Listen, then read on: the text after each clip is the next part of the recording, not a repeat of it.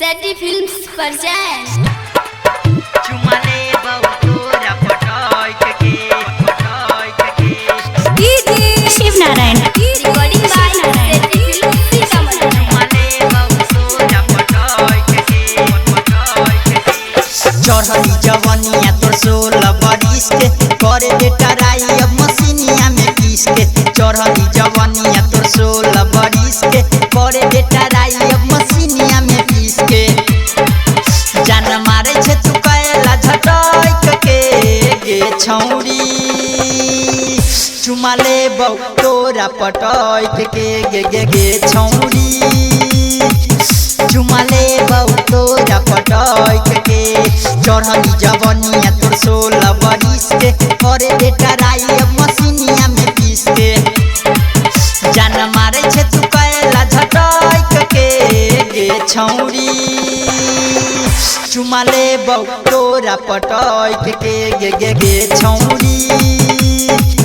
चुमाले बहु तोरा पटक के Recording by सेटी फिल्म्स सीतामढ़ी। चुमाले बहु तोरा पटक के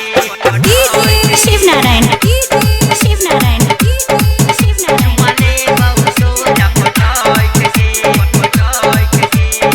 music director DJ Shiv Narayan. देखिले तोहरा त होला न सबर हमके बना ले अब अपन तू लवर देखिले तोहरा त होला न सबर हमके बना ले अब अपन तू लवर करे न माना गे भेलियो दीवाना गे करे न माना गे भेलियो दीवाना गे बात बोले न तू ऐसे फटाक के गे छौरी चुमाले बहु तोरा पटक के गे छौरी चुमाले बहु तोरा पटक के चुमाले बहु तोरा पटक के डीजे शिव नारायण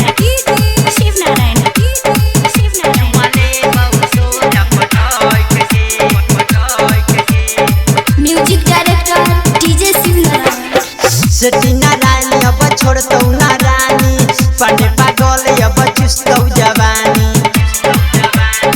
सेठी नारायणी अब छोड़तौ ना रानी पांडे पागल अब चुस्तौ जवानी मुखिया सुनील गे मंगै छौ दिल गे मुखिया सुनील गे मंगै छौ दिल गे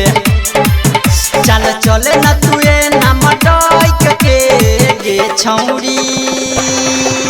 चुमाले बहु तोरा पटक के गे छौरी चुमाले बहु तोरा पटक